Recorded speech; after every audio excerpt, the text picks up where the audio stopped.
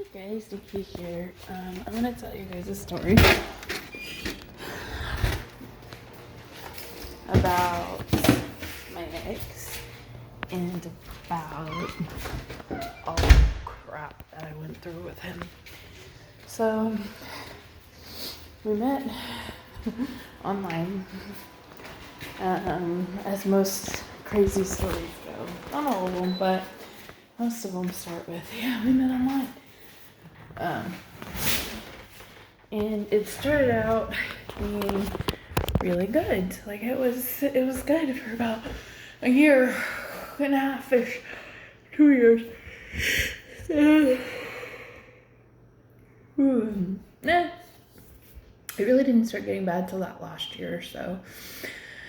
About 2.5 years. It was really good.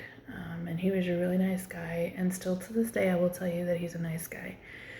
I knew going into it that he suffered from bipolar disorder. So, that was always a thing that I had to deal with. But I never really felt like it was an issue until, pardon my finger, I have a hangnail, until the last couple years.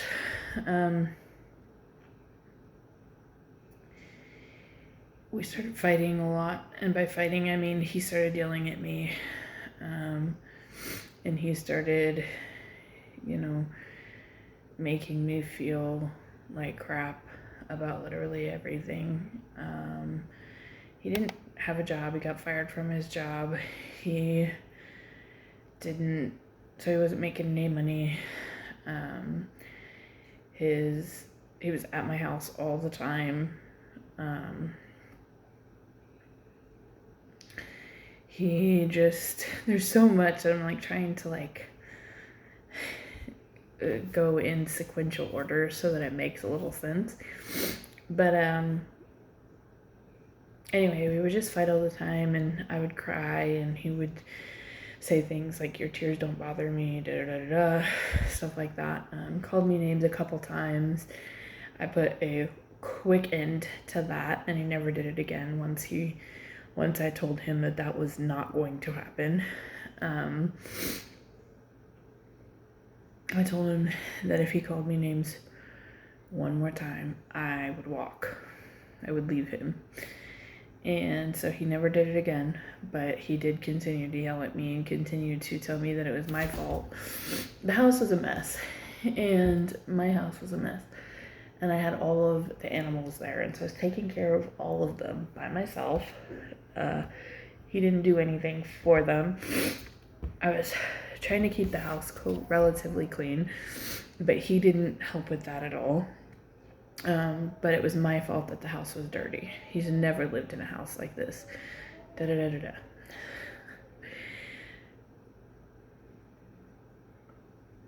That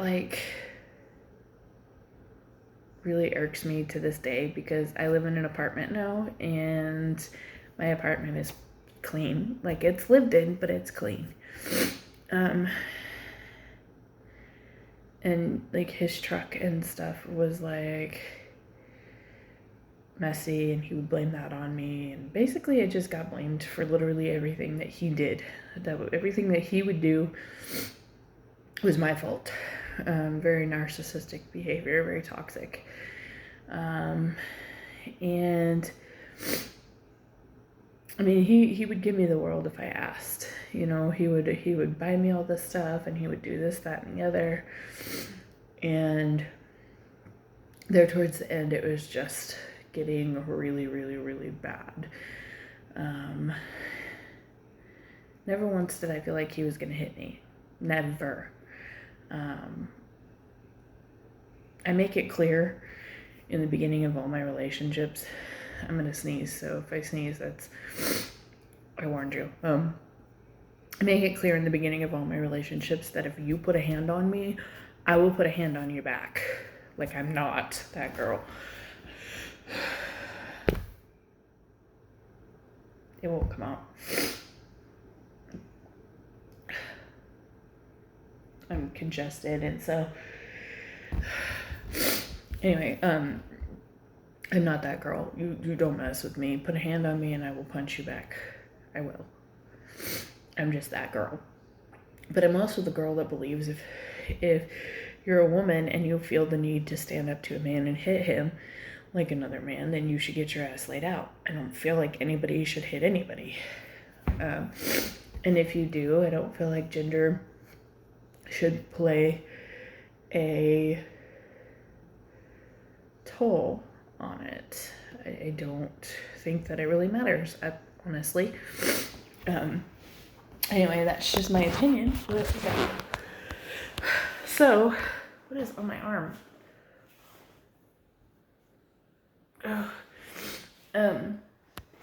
So it was getting really bad, and I stopped crying because I just was numb. Like, I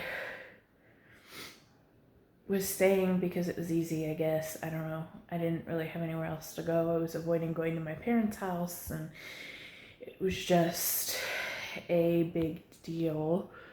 So I have a lazy eye, so I'm like looking at it.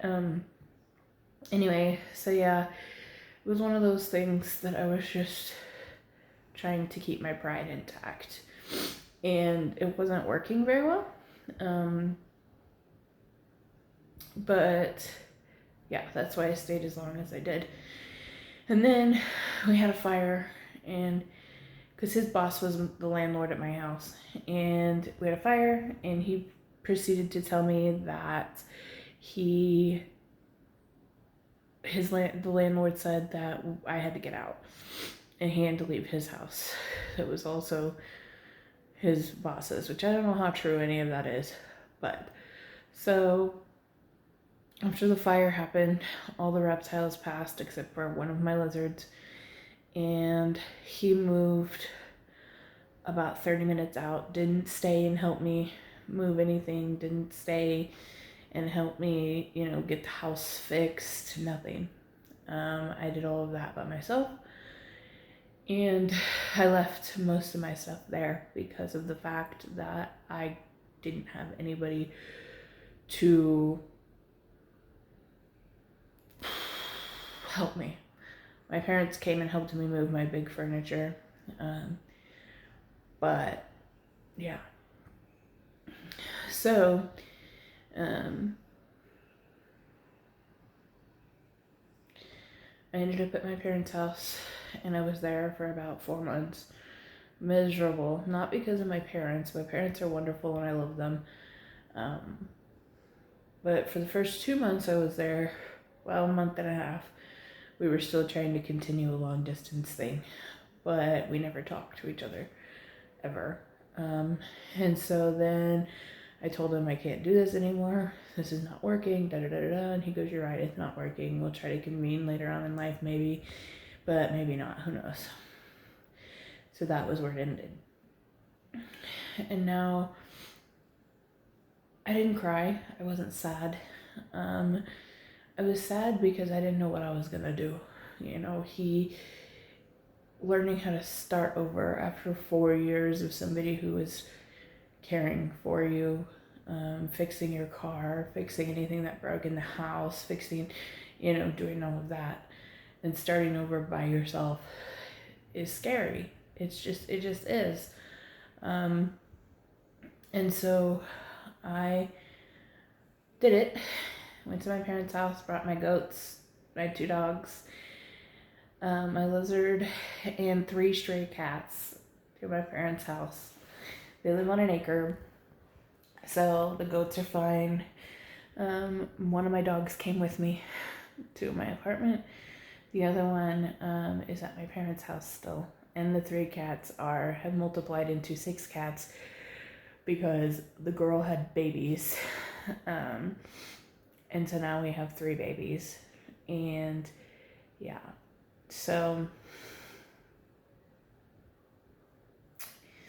I just kind of, my parents were amazing in that aspect, and in all aspects. They just accepted me into their home and said, "Yeah, your room's still there, go for it." And so I lived up there for about 4 months. And then finally I got the place that I'm in now. and life has been 10 times better.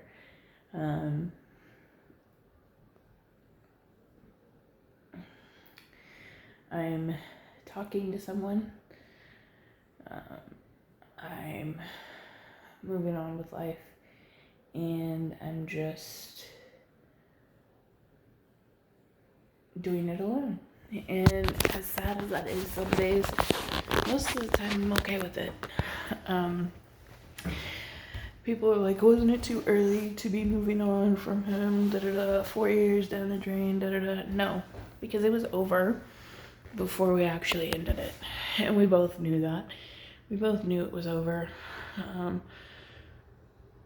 We stopped kissing, we stopped holding hands, we stopped hugging, we stopped doing all of that. He got really secretive with his phone, which he never was ever in the beginning. So I assumed that there was someone else, and it just was done. It was over, and it had been over for a long time.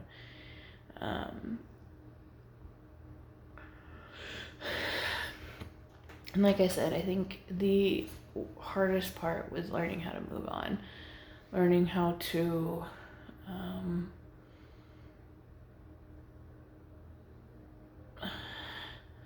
learn that my emotions are okay, that it's okay to feel them again, that it's okay to, because I was constantly told, you're too emotional, you're too emotional, you're too emotional. If you can't handle me, then maybe we should break up, blah, blah, blah, blah, blah. I am who I am. I'm not going to change for anybody, da, da, da, da. So, you know, and it wasn't that I was like, you need to change. It was more so that, like, I'm your girlfriend of 4 years. Like, you need to respect me and not treat me like complete and total trash. But he did. And that is an experience that has made me a stronger person. It has given me the ability to understand who is important and who isn't important, and who I need to waste my time on, and who I shouldn't waste my time on, who I need to give the time of day and who I don't need to give the time of day. The red flags are more prevalent in my head. Like, it was a good learning experience. And like I said, he was a nice guy, he really was. But he just let his bipolar take over, like 100% take over. And in that, our relationship dwindled. Because he was never, like, I swore up and down I would never date a narcissist. Because I could see the signs. And I watched my best friend date a narcissist.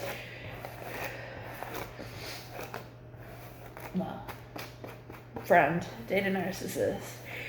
And, you know, it's one of those things that, like, I swore up and down I would never do it. Never in a million years will I ever date a narcissist. And that's why, and I told him that. I said, narcissistic behavior is the quickest way to get me to leave. Well, I'm not a narcissist, da da da da. Well, he ended up being one. Or he ended up acting like one there towards the end. And, you know, to each their own. It is what it is. I just feel like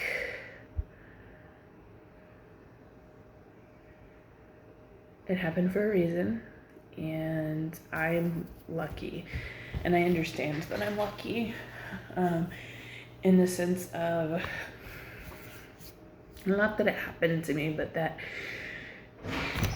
hang on, sorry, someone came in, but I understand that I'm one of the lucky ones, in the sense that he wasn't mentally abusive, really. I mean, he was, let's be real, like, he was trying to make me who he wanted me to be mentally, but he wasn't physically abusive. After the first time he called me names out of anger, he didn't do it again. So I'm very lucky in that aspect. I'm very lucky that it was just fighting and that it was just that I couldn't do anything right. I understand that it could have been a lot worse. Like, it could have been so much worse. And I could have been afraid to leave. But I really wasn't. He didn't scare me. It was not that. It was the fact that I was comfortable. And I say that a lot with people that I see in relationships like this, where I'm like, they're comfortable. Like, it's easier to stay than it is to start all over. But coming from someone who's started all over, it's so much better that way. It is so much better to start over and to be alone for a while.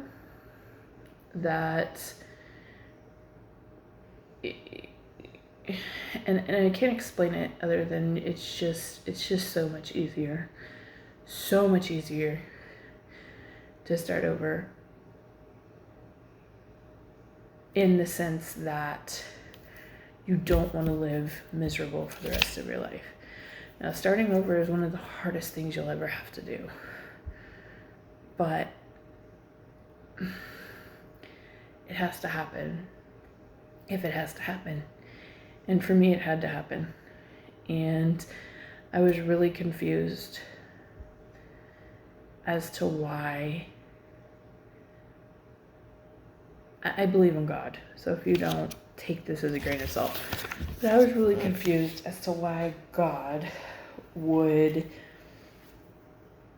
take away something I was so passionate about, meaning the rescue animals, taking away most of them, and why he would let the fire happen.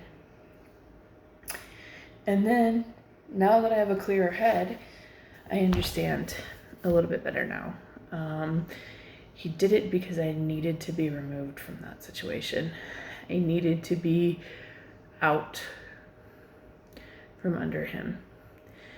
And, I was looking for a way out and I couldn't find one. And I think God literally knew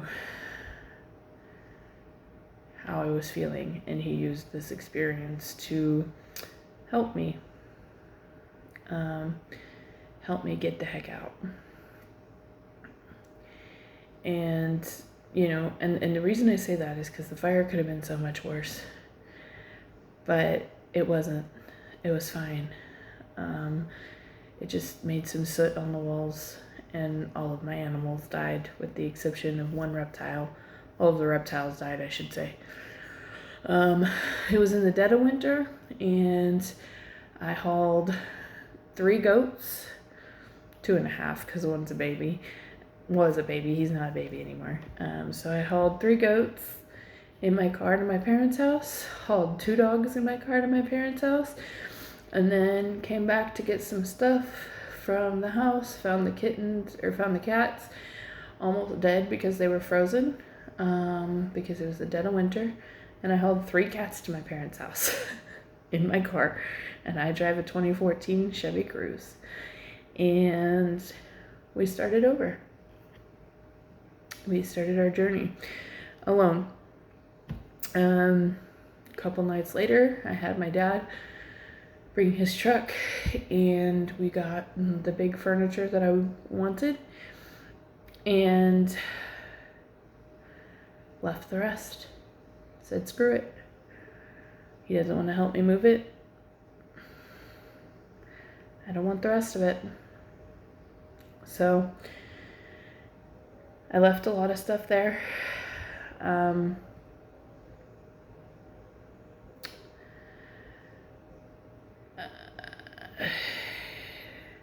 It was scary. It was terrifying to have to have been established in a house for 1.5 years, and then to have to just uproot everything. And not because I want to. I've moved 4 times within 3 years because I wanted to, because I was in a bad situation with the landlord. In this house, I was getting comfortable in. It wasn't perfect, but it was a lot better than where I had been. And I just feel like,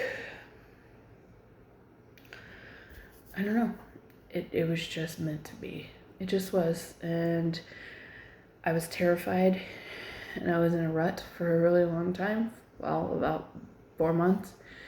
But really, honestly, about 2 years, 2.5 years, I was in a rut, and I just needed something to change.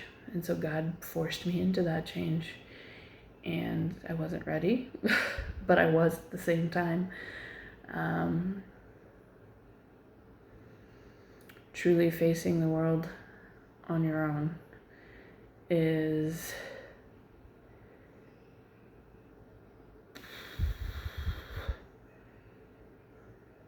hard.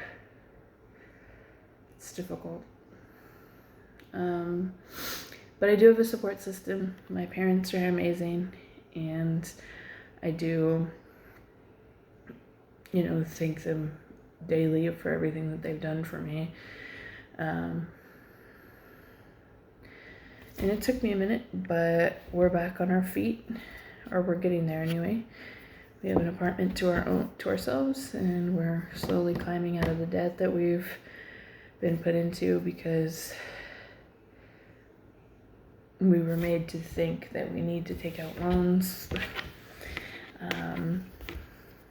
Financially, he pretty much screwed me over, but we're working on it. We're getting it out. We're getting it fixed, getting it taken care of. Slowly but surely, I'm getting my life back on track. And I think that's important to note for anyone. When I get nervous, I fiddle with stuff, and I'm really nervous right now. Just because it's hard to talk about. It's not...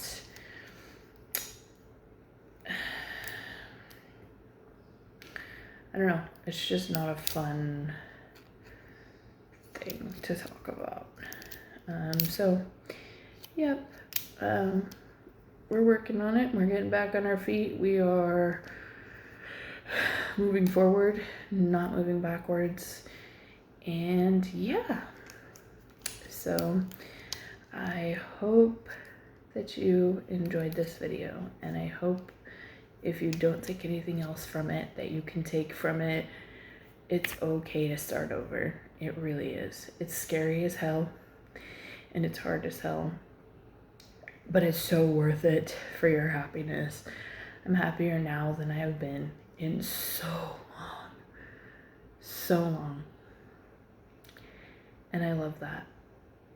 So I love you guys, and I hope you all enjoyed this video, and I will see you next time. Bye.